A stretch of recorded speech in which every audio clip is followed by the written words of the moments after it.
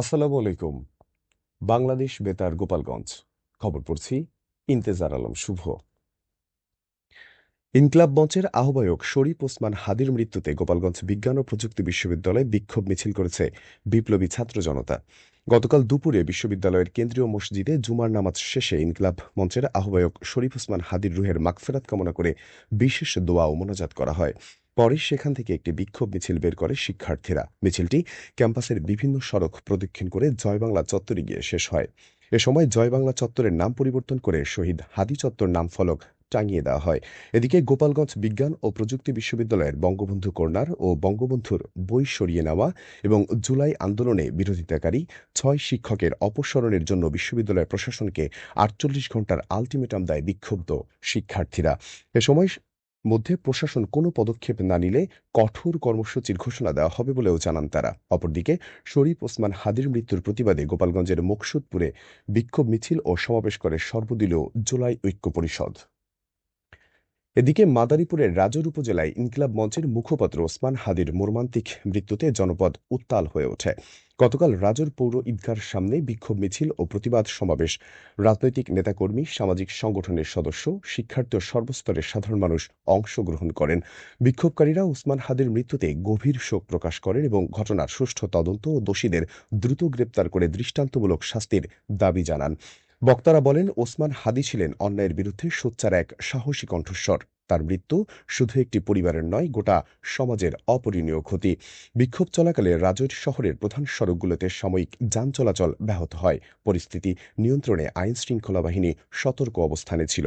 বক্তারা হুঁশিয়ারি দিয়ে জানান, দ্রুত ন্যায় বিচার নিশ্চিত না হলে আন্দোলন আরও জোরদার করা হবে।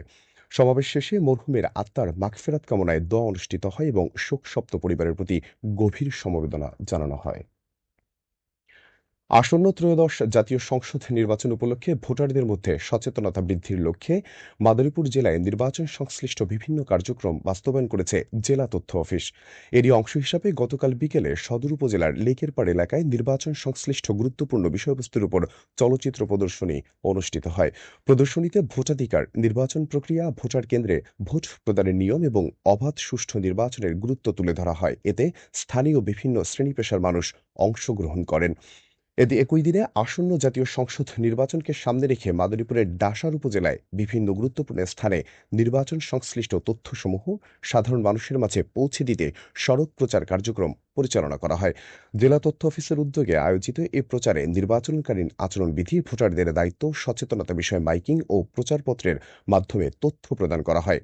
জেলা তথ্য অফিস জানায়, আগামী জাতীয় সংসদ নির্বাচনকে কেন্দ্র করে জনগণের সচেতনতা ও অংশগ্রহণ বাড়াতে এ ধরনের কার্যক্রম নিয়মিতভাবে অব্যাহত থাকবে। মাদারীপুরে জেলা তথ্য অফিসের উদ্যোগে গতকাল আসন্ন জাতীয় সংসদ নির্বাচন ও গণভোট সংক্রান্ত বিষয় নিয়ে একটি উঠান বৈঠক অনুষ্ঠিত হয়েছে। উঠান বৈঠকে ভিডিও কলে যুক্ত হয়ে গণসংযোগ অধিদপ্তরের মহাপরিচালক জনাব মোহাম্মদ আব্দুল জলিল নির্বাচনের গুরুত্বপূর্ণ দিক নির্দেশনামূলক বক্তব্য প্রদান করেন।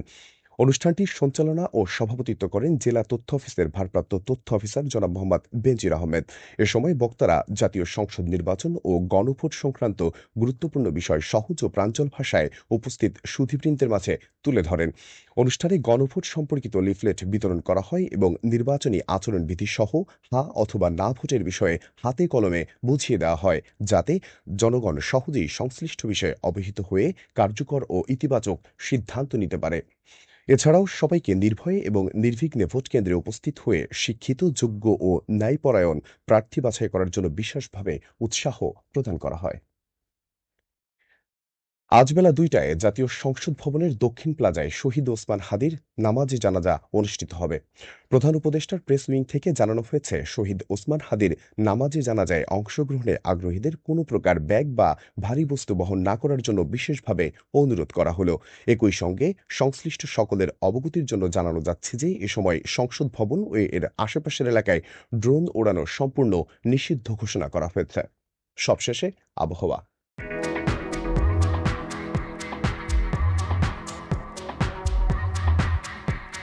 আজ সন্ধ্যা ৬টা পর্যন্ত আবহাওয়ার পূর্বাভাসে বলা হয়েছে, দেশের অভ্যন্তরীণ নদীবন্দরসমূহের জন্য কোনো সতর্কবার্তা নেই এবং কোনো সংকেত দেখাতে হবে না।